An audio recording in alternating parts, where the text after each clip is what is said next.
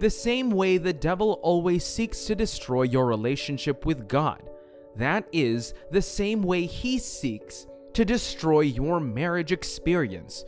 So he will set obstacles your way to try to block and hinder you from having a great marriage. You cannot fight these battles by the arms of the flesh. The only way you can win these battles is by waiting on God. It is only the things that God gives that the devil cannot touch, because whatever comes from God is considered holy and sacred. So the Word of God will tell us that every good and perfect gift comes from above, from the Father of lights, in whom there is no variableness or a shadow of turning. The gifts of God cannot be destroyed by the enemy. This is why you should never compromise on the way and path of the Lord to begin to use worldly schemes and systems to get married. That will only lead to destruction and death in your life. God can get you married, and He can give you the best spouse if only you decide today to wait on Him and stick to what only He can give you and not compromise.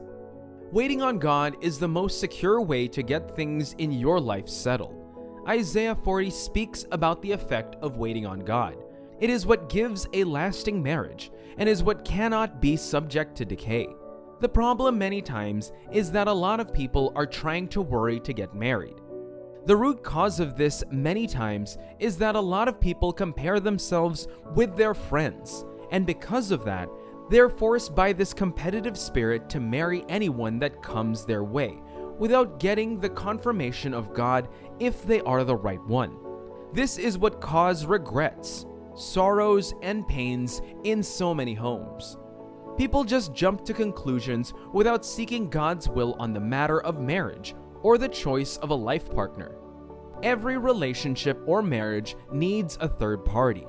Without God's confirmation in a marriage, there will be a lot of issues that will not be able to be solved. Not everyone out there is the right person for you. Someone kind or nice to you does not make the person the right person for you. Anyone can smile at you and tell you that they admire you. This is not something new to anyone. So the fact that a person exhibits romantic features like caring for you or buying you lunch does not mean that they are the right person for you. Love is not defined based on all of those outward things. The Word of God tells us that the fruit of love is evident. There are certain traits that if you see in a person, you know that this person has a genuine love for you. Galatians 6 speaks about joy, patience, faith, gentleness, and sacrifice. When you do not exhibit those fruits, you cannot say that you love someone. Those who say that they love someone without exhibiting those fruits are deceiving themselves. This is why you cannot marry anyone you meet on the way. There is such a thing as someone who is packaged from God to you. It is God who knows your future, and it is He that knows you more than you know your name, so you know what kind of person will fit you and all you will need for your future. That is why you have to wait on God to receive His instructions if you should go ahead or if you should remain in the relationship. When we talk about waiting on God, it is more than just keeping quiet and not talking to anyone. Waiting gives the perception of a waiter in a restaurant or an attendant who is just on constant watch to see if a customer needs to eat or fixed on satisfying their needs. That is the idea of waiting on God. You are waiting to satisfy the heart of God. God needs you in your marriage.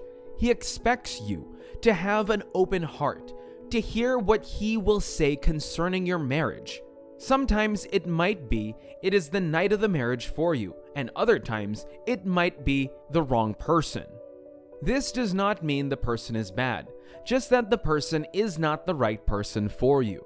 When God is the one that gives you the right person for marriage, you will know that this person is the right answer for your prayers, because it will look like God looked at your future and all you will encounter in the future and blessed you with the person.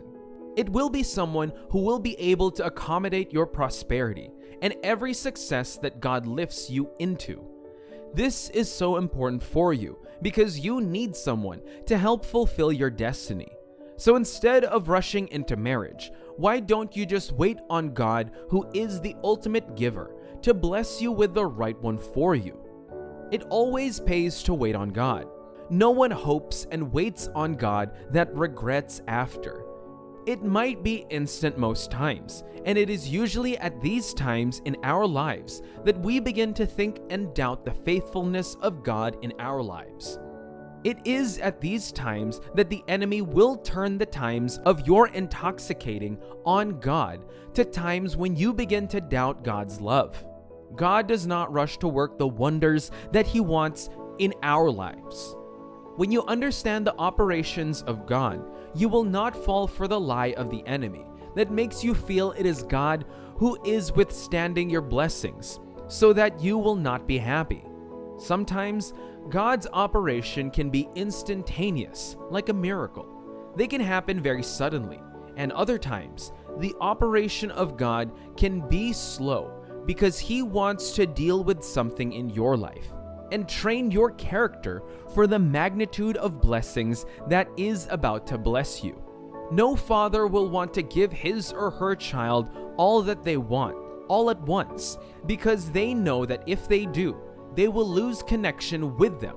So they will have a target limit that puts the child in an obligation to always be coming to the father. That is the idea of waiting on God. When you are waiting on God, you are yielding to the leading of God for you, so that you can be a better husband or wife to your spouse. It is always the best way to live all the time. When you are waiting on God, you will find out that you will begin to increase in your walk of faith because you will begin to fast and pray more to receive the direction of the Lord for you. It will build and strengthen your relationship with God, so that your focus will be on God even after you marry. There is a certain posture that you will have when you know that this is the very person that God orchestrated you to meet. You can no longer just take any step you want, because you will begin to see them not just as a spouse to use, but a person to love genuinely. This is the blessing of waiting on God. It makes your life safer and more. Take a look at certain people in the Bible who waited on God, how beautiful their marriages turned out. The start of Ruth is one of them. Ruth was one example of patience with God in the scriptures, and see how the latter days of her life turned out. Ruth was married to Naomi's son, who died early, and she had a choice to either stay with her mother-in-law and serve the land of Naomi, or go back to her country where she will be free to do whatever she wants because her husband just died and there is no law binding her or him legally. But Naomi's choice to wait on God and stay with her mother-in-law was her choice. It is at this time that God orchestrated her steps to meet Boaz, who was the perfect and right one for her. We also see the name in the story of Abraham's servant, Eliezer, who was asked by his master to look for a wife for Isaac, and he did not want to make any mistake, so he prayed to God for good success. He should have taken the steps to look for a spouse for Isaac, because he understood the power of waiting. He was expecting what only God can give.